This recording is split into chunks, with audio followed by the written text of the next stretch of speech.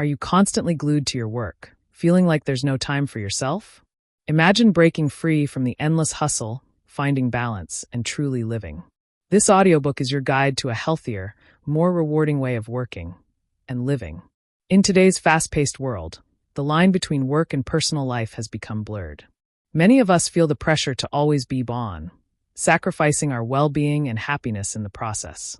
How to Not Always Be Working offers practical strategies to help you set boundaries, reclaim your free time, and boost your productivity without burning out. Inspired by Marley Grace's transformative insights, this audiobook will help you reshape your relationship with work and create a life that feels whole and meaningful. Focus points: the power of boundaries. Learn to separate work from personal time and why this distinction is essential for mental clarity and well-being. Free time as medicine. Discover how prioritizing rest and hobbies can enhance your physical and emotional health. Creating a defined workspace. Explore how a dedicated workspace can improve focus and allow you to disconnect after hours. Mastering the gray areas. Identify ambiguous tasks that blur the lines between work and leisure and learn how to turn them into fulfilling activities. Digital detox tips. Uncover the benefits of stepping away from your phone and how this simple habit can dramatically increase productivity. Embracing uniqueness. Learn to stop comparing yourself to others, celebrate your individuality, and find joy in your own journey. Learning outcomes. By the end of this audiobook, you will establish clear boundaries between work and relaxation. Understand the value of downtime and how it can recharge your energy. Design a workspace that promotes productivity and balance. Gain the tools to navigate and resolve gray areas in your daily tasks. Discover how a break from digital devices can amplify your focus. Build self-compassion and learn to appreciate your unique qualities without self-criticism. Focus point 1. Prioritizing free time for health and well-being. Taking time away from work isn't about abandoning your career, avoiding responsibility, or even working less. It's about redefining your relationship with work and understanding its role in your life. Marley Grace's story exemplifies the importance of this balance. In 2015, Marley was married and running a shop and artist residency called Have Company in Michigan. A passionate knitter, she found comfort and relief from anxiety and depression through her craft. However, when she turned her hobby into a business by selling yarn at the shop, her work began to overshadow her life. She found herself perpetually on the clock, checking emails during personal moments with her spouse or overanalyzing her knitting process instead of enjoying it. What started as a creative outlet turned into an obsession with productivity. As the pressures of overwork mounted, her personal life suffered, leading to the end of her marriage and a move to California. While becoming her own boss gave her freedom, it also left her isolated and overwhelmed. The constant cycle of work left her health and well-being neglected. This experience taught Marley that setting boundaries and making time for self-care were not optional. They were essential. Learning how to pause and focus on self-care can make you feel more in control of your life. Grace's journey emphasizes that unopened emails or unchecked tasks won't derail you, but ignoring your own needs might. By carving out time for yourself, you can regain perspective, nurture your mental and physical health, and approach work with renewed energy. Marley's lessons are a reminder that productivity thrives when balanced with rest and deliberate self-care. Focus point 2. Understanding work to create healthy boundaries. The concept of work is deeply personal and often misunderstood. Many of us assume that only tasks we find difficult count as work, while those we enjoy are something else. But the truth is, even activities we love, if done too much or without boundaries, can begin to feel draining and overwhelming. Marley Grace's experience highlights how work isn't always defined by your job title. It's about how much energy you invest in tasks, whether they are a source of income or a personal passion. When hobbies or activities you love turn into responsibilities, they can morph into work. Marley found this out the hard way when her favorite pastime, knitting, became part of her business. What was once a soothing escape became just another item on her to-do list. Work overload doesn't just affect your body and mind. It seeps into every aspect of your life. It can hurt your relationships, drain your creativity, and disrupt your sense of purpose. Marley's advice? Be intentional about identifying what work means to you. Start by making a list of everything you consider work. Take a moment to reflect on it, relaxed and mindful. Once you have clarity, begin delegating where possible. This not only lightens your load, but creates opportunities for others. Infuse joy into the tasks you dread. Turn a boring admin session into a music-fueled break or pair paperwork with something uplifting. Remember, being grateful for your work can help you reconnect with why you started in the first place. By understanding and defining your work, you can establish clear boundaries, preserve your mental health, and ensure you're working to live, not living to work. As Marley Grace puts it, always working proved to be completely unsustainable for my mental health and also for those around me. Focus point 3. Design your workspace and embrace time to relax. Creating a designated workspace and setting boundaries around your workday is essential for maintaining balance and productivity. There's no right way a workspace should look. It just needs to reflect your preferences and support your workflow. If you don't have one yet, start small. A table or even a corner of a room can be your space. Decorate it with items that make you happy and inspired, such as your favorite books, plants, or meaningful trinkets. Let it be a sanctuary for focused work. Equally important is knowing when to step away. Take time to disconnect by establishing clear work-free periods. Marley Grace emphasizes the value of understanding how you spend your time. She uses a no phone from 10 p.m. to 10 a.m. rule, which allows her to start her day with intentional activities like prayer, meditation, writing, and reflection. Her mornings are free from distractions, enabling her to set a positive tone for the day. It's not just about mornings. Some people prefer to reserve their evenings for relaxation. Choose what works best for your schedule, whether it's a work-free morning, evening, or even midday break. To make this effective, identify your daily rhythm. Write down your work time, personal time, and sleep time so you can better understand how to allocate your energy. Developing a nighttime ritual can help you unwind and transition out of work mode. Marley Grace ends her day with comforting routines, such as reading, enjoying a treat, or lighting candles. Practices that signal to her mind and body that it's time to relax. Find a routine that suits your personality, whether it's journaling, listening to music, or taking a calming walk. By carving out a workspace and committing to relaxation, you can recharge, stay productive, and build a healthier relationship with work. Focus point 4. Identify gray areas and stay focused on what's rewarding. Gray areas in your work are those ambiguous, undefined spaces where it's hard to draw a clear line between what's productive and what's just a time sink. These are the activities you do, often out of habit, that blur the boundaries between work, rest, and personal time. Whether it's posting every moment of your day on social media, answering emails outside of work hours, or overcommitting to unimportant tasks, these gray areas can easily consume your time without yielding any real reward. To address this, you need to develop a keen awareness of what activities fall into these gray zones. Take a step back and study your daily routine. Marley Grace identified her gray areas as sharing personal rituals and self-care practices, which often led to her working nonstop without paying attention to other vital aspects of life. Recognizing this allowed her to reevaluate how she spent her time and prioritize her well-being, her business, and her relationships. Social media, for instance, isn't inherently bad, but unless it's directly benefiting you, whether financially, professionally, or emotionally, it's easy to let it become a gray area that drains your energy. By identifying these areas, you can start setting boundaries to ensure they don't distract you from more important, rewarding tasks. Marley Grace, for example, found knitting to be one of her gray areas. While it was a source of relaxation and a way to disconnect, it also became a way to avoid other responsibilities. Recognizing this helped her establish healthier work-life boundaries. You can also explore your own gray areas by reflecting on your activities. One method is to create a set of flashcards where you write down the tasks or habits you engage in regularly. As you review your list, notice which activities repeat themselves. These could be your gray areas. To ensure you're staying on track with your priorities, focus on clear, productive actions. Marley Grace draws inspiration from artist duo Peter Fishley and David Weiss, who offered a list of principles to enhance work and life balance. Some key takeaways include: focus on one task at a time. Be curious and ask questions. Keep things simple and clear.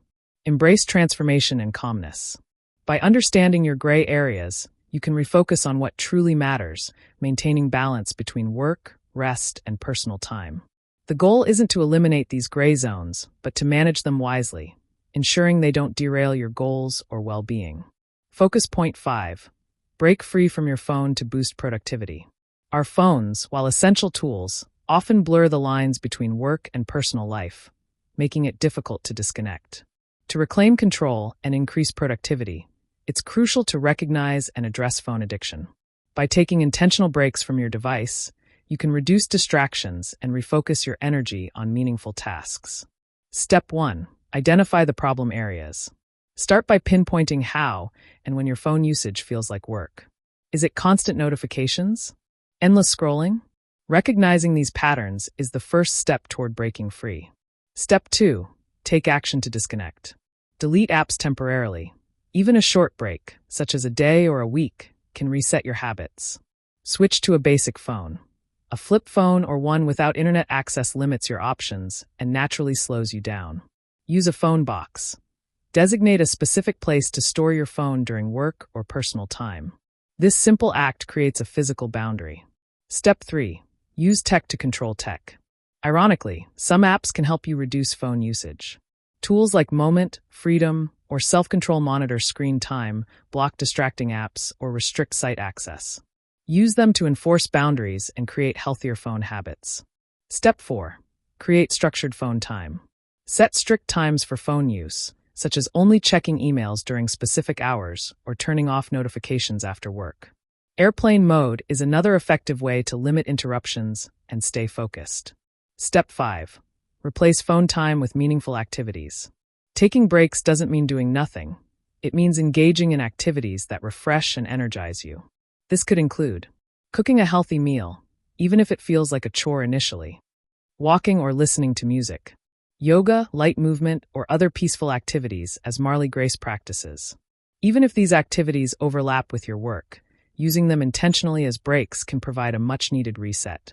At first, these breaks may feel unnatural or forced, but with consistency, they will become second nature, helping you stay present and productive. The key is to redefine how you use your phone and time, creating a balanced and intentional approach to work and life. Focus point 6. Embrace your uniqueness by avoiding comparisons and self-judgment. In today's fast-paced world, it's easy to compare your achievements to others and feel inadequate. However, this habit often leads to anxiety and dissatisfaction, making it harder to appreciate your unique journey. Here's how to combat this tendency and foster self-compassion. 1. Stop measuring yourself against others.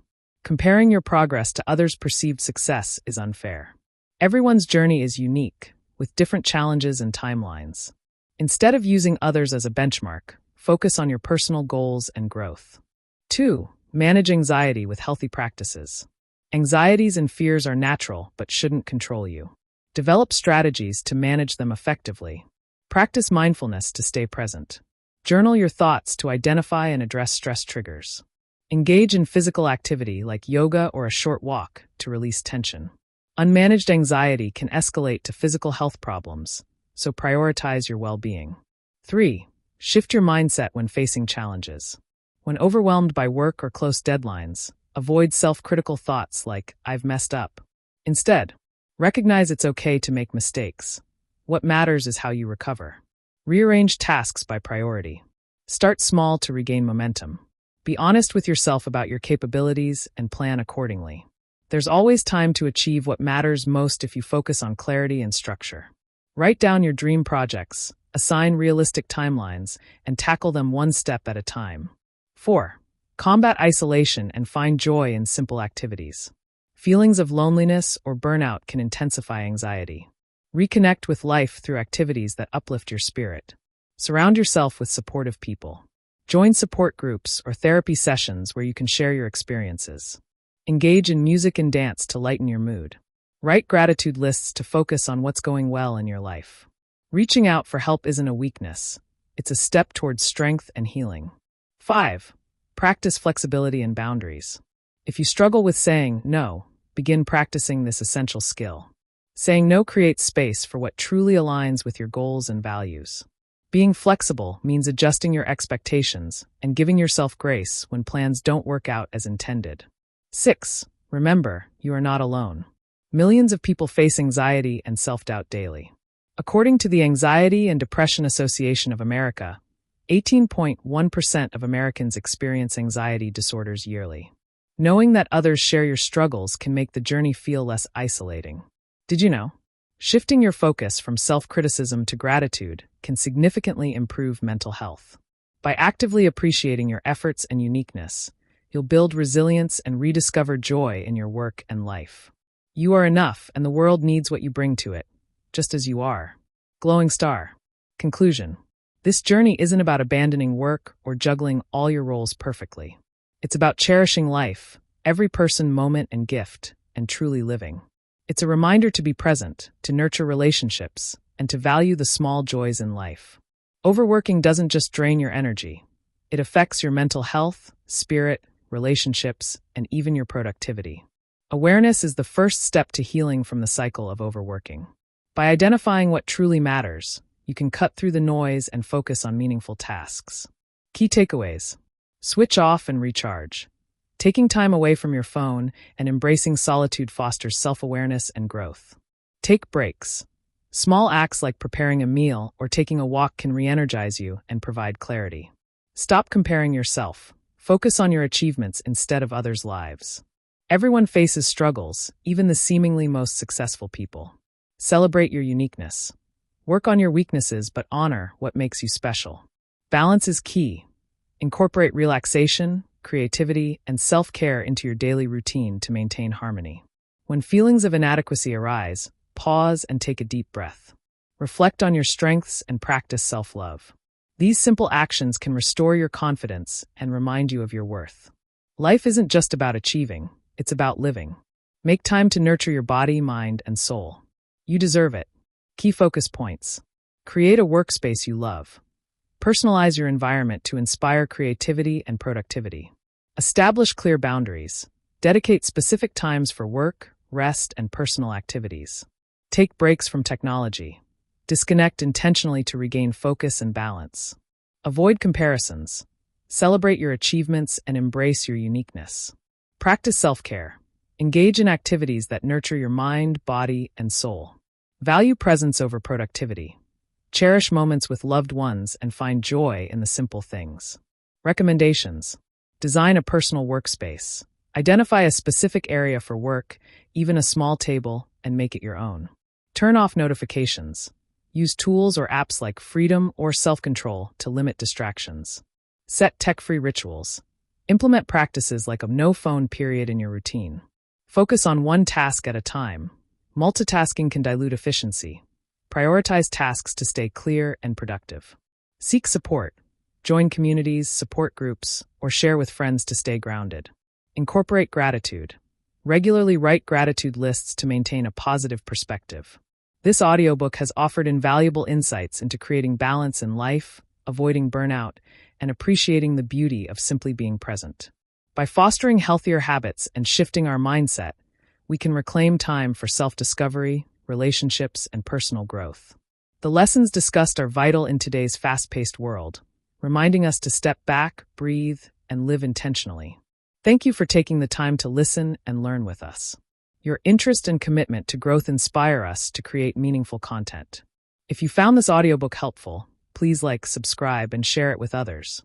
Together, we can build a community that values balance and mindfulness. Remember, improving your English skills is a journey. The more you listen, the better you speak. So keep engaging, learning, and growing with us. Here's to finding balance, nurturing creativity, and living fully.